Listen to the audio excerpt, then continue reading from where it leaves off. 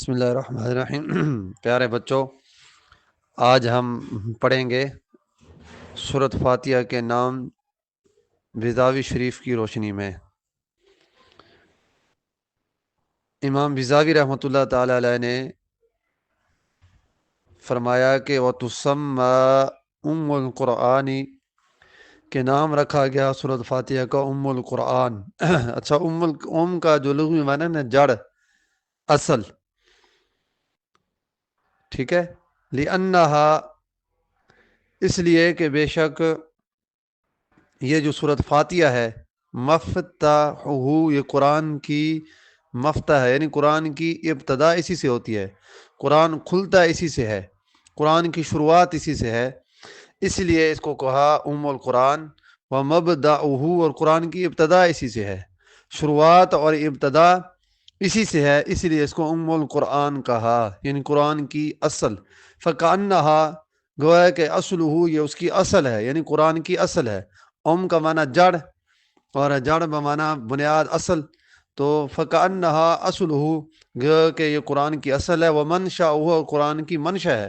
وکذالک، اسی طرح، تسمى، نام رکھا اساساً، اثاثہ،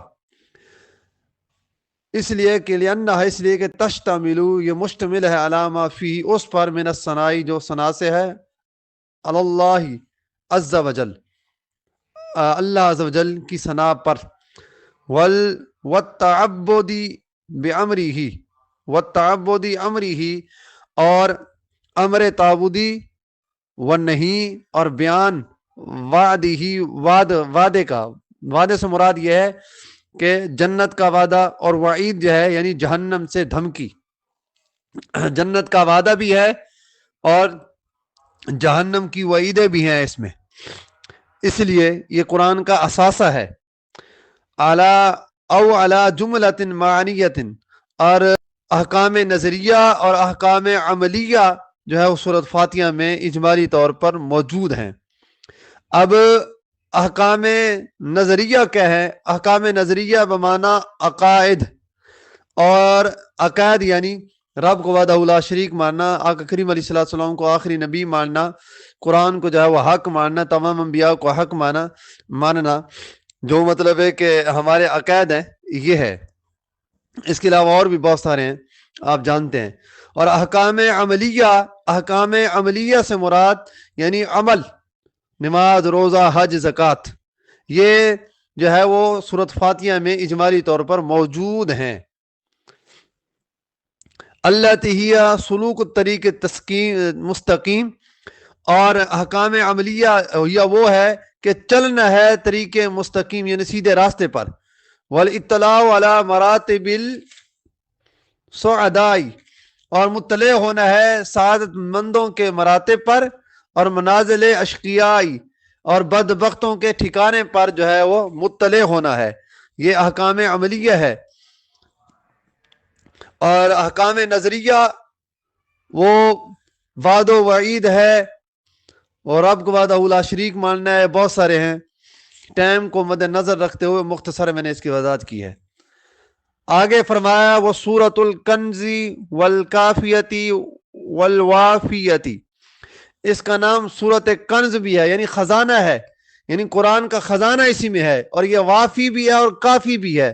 یعنی اس کا نام وافیہ بھی ہے، کافیہ بھی ہے، یعنی جو اس کو پڑھتا ہے اس کو وافی بھی ہے اور اس کو کافی بھی ہے، اس کے سارے غموں کو کافی ہے، اس کو وافی بھی ہے، اس لیے اس کو وافی اور کافی اس کا نام رکھا۔ لذالک، اسی طرح سورۃ الحمد، اس کا نام رکھا سورۃ الحمد، یہ سورۃ الحمد ہے، یعنی اس میں اللہ تعالیٰ کی حمد ہے، والشکر، اور یہ شکر ہے اس کا نام، کیونکہ اس میں اللہ تعالیٰ کا شکر ادا کیا جاتا ہے، والدعاء، اور یہ دعا ہے سورت میں، کیونکہ اس میں دعا جو ہے وہ اللہ تعالیٰ سے بندے دعا کرتے ہیں، اسی لیے یہ دعا ہے، اور اس صورت میں اللہ تعالیٰ کی حمد کرتے ہیں اور اللہ تعالیٰ کا شکر کرتے ہیں۔ دیکھیں، الحمدللہ رب العالمین،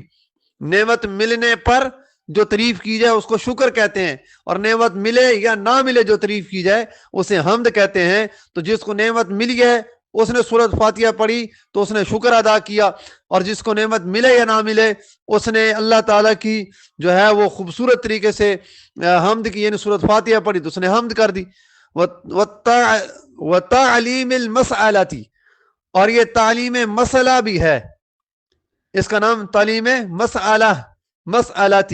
لاجتمالیہ، کیونکہ مشتمل ہے علیہ، اس پر وہ مشتمل ہے علیہ وہ اس پر، یعنی اس میں تعلیم سکھائی جاتی ہے، اس میں دعا کرنے کا جو ہے وہ طریقہ سکھایا گیا ہے کہ دعا کس طرح کی جاتی ہے، کہ دعا اس طرح کی جاتی ہے کہ جس سے آپ مانگ رہے ہو پہلے اس کی تعریف کرو، پہلے اس کی ثنا کرو۔ تو اللہ تعالیٰ نے فرمایا جس طرح الحمدللہ رب العالمین، تمام تعریفیں اللہ تعالیٰ کے لیے جو رب عالمین کا، الرحمن الرحیم مالک یوم الدین، ایاک نعبد، یہاں تک اللہ تعالیٰ کی حمد ہے۔ پھر اس کے بعد کہتے ہیں وایاک نستعین، اور تجھ ہی سے ہم مدد چاہتے ہیں، یعنی یہاں تعلیم المسئلہ سکھایا، یعنی تعلیم سکھائی گئی ہے، دعا کرنے کا طریقہ بتایا گیا ہے کہ اب دعا میری بارگاہ میں کرو تو پہلے میری حمد و ثنا کرو۔ ایک فقیر بھی جب کسی سے مانگتا ہے تو پہلے کہتے ہیں تیرے بچوں کی خیر ہو،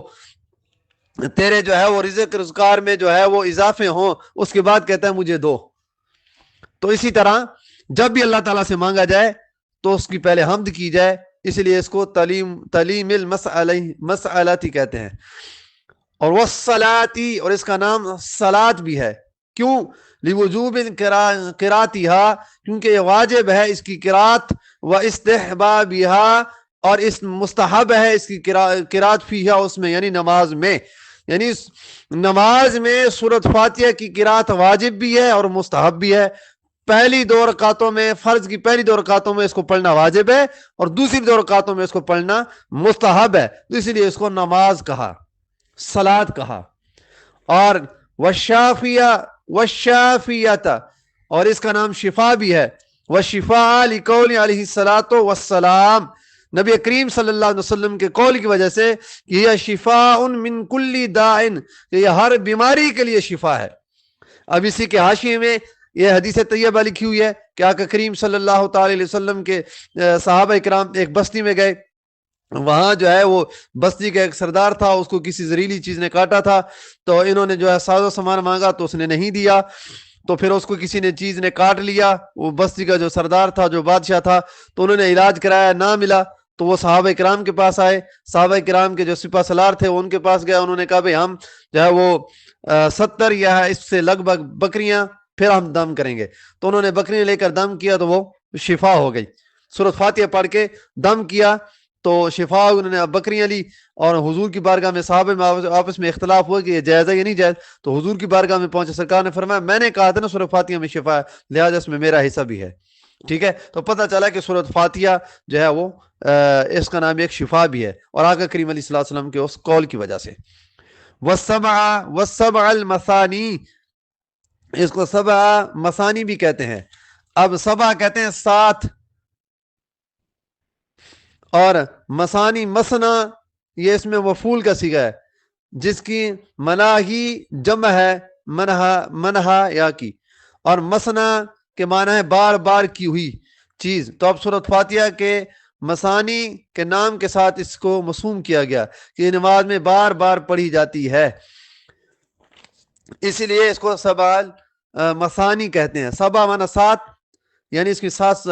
وہ آیتیں ہیں، اور مثانی وہ معنی 2 مرتبہ، یعنی 2 مرتبہ پڑھی جاتی ہے، تو سبع المثانی اس کا نام ہوا کہ اس میں 7 مطلب ہے کہ آیاتیں ہیں، اور مثانی یعنی 2 مرتبہ پڑھی جاتی ہے، لأنہا، اس لیے کہ سبع آیات، کہ بالاتفاق اس میں 7 آیاتیں ہیں، اس لیے اس کو سبع المثانی کہتے ہیں۔ اللہ، مگر یہ کہ انہا، بے شک، منہ ان میں سے، من عدل تسمیت آیتن، کہ بعض انہیں جو تسمیہ کو آیت شمار کیا، دون انمتا علیہم، انمتا کے علاوہ، منہم من عکسا، اور اس کے برعکس بھی انہوں نے کیا، اس کے برعکس بھی لوگوں نے اس کو شمار کیا کہ سورۃ فاتحہ بسم اللہ جو ہے وہ آیت شمار نہیں کیا، وہ آگے انشاءاللہ بتا دیں گے بسم اللہ سورۃ فاتحہ کا جز ہے یا نہیں ہے، اس میں وضاحت کریں گے انشاءاللہ مکمل طور پر۔ وَتُسَنَّى فِي الصَّلَاةِ، تو وَتُسَنَّى فِي الصَّلَاةِ کہ پڑھا جاتا ہے اس کو فی الصَّلَاةِ نماز میں، وَتُسَنَّى فِي الصَّلَاةِ، یہ تسنہ ہے، یعنی اس کو 2 مرتبہ پڑھا جاتا ہے، فی صلاتی نماز میں 2 مرتبہ پڑھا جاتا ہے، والانزالی اور نازل ہونے کے اعتبار سے بھی 2 دفعہ ہے۔ ان صح، صحیح قول یہ ہے کہ انہا نزلت بمکہ تھا، کہ بے شک یہ نازل ہوئی ہے مکہ میں، ہینا جب فرضت الصلاۃ، جب فرض ہوئی تھی نماز، بالمدینہ تھی مدینہ میں، مدینہ میں جب فرض نماز ہوئی تھی، جب مکہ میں نازل ہوئی جب فرضت الصلاۃ، جب نماز فرض ہوئی تھی، اور مدینہ میں لما حولت القبلۃ، جب قبلہ تبدیل کیا گیا تھا۔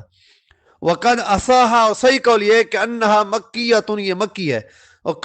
قد صحا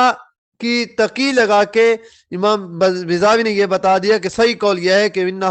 انہا مکیۃ، یہ مکہ میں نازل ہوئی، لقول تعالی، اللہ تعالیٰ کو لقد آتینا کا سبعا من المثانی، کہ ہم نے آپ کو 7 آیاتیں عطا کی، مثانی منی 2 مرتبہ،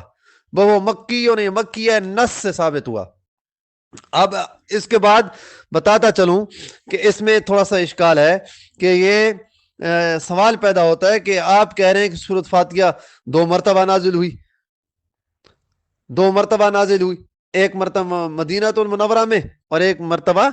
مکہ میں نازل ہوئی، تو اس حیثیت سے جو ہے اس کو 2 مرتبہ ذکر کر دیا جاتا، اس حیثیت سے کہ یہ 2 مرتبہ نازل ہوئی ہے، تو سورۃ فاتحہ مستقل ہونا اس وقت لازم ہوگا کہ یہ مستقل پتہ چلا کہ 2 مرتبہ نازل ہوئی ہے، تو یہ پھر مستقل صورت ہے، ایک مرتبہ نازل ہوئی، کہا گیا نا کہ یہ صورت مکہ میں بھی نازل ہوئی اور مدینہ میں بھی نازل ہوئی، تو پھر 2 ہو گئی، تو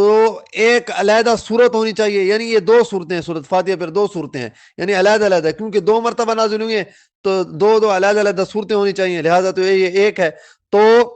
اس کا جواب یہ ہے کہ سورۃ فاتحہ مستقل ہونا اس وقت لازم آتا کہ جب 2 مرتبہ مستقل صورت ہونے کی حیثیت سے نازل ہوتی، یہ صورت ہونے کی حیثیت سے دوسری مرتبہ نازل نہیں ہوئی، دوسری مرتبہ محض اہمیت کو ظاہر کرنے کے واسطے دوبارہ مدینہ میں نازل کی گئی، لہذا سورۃ فاتحہ کا نزول مقرر ہے، تو نزول فی المدینہ کے بارے میں کلام تھا، لیکن مکہ کے اندر نزول یقینی ہے، تو پتہ چلا یہ اس کے جو ہے وہ شان کو ظاہر کرنے کے لیے، اس کی اہمیت کو ظاہر کرنے کے لیے، لوگوں پر اجاگر کرنے کے لیے، اسی لیے اس کو جو ہے وہ 2 مرتبہ نازل کیا گیا۔ یہ نہیں کہیں گے کہ 2 مرتبہ نازل ہوئی ہے تو مکمل طور پہ 2 علیحدہ علیحدہ صورتیں ہونی چاہیے، ایسی بات نہیں ہے۔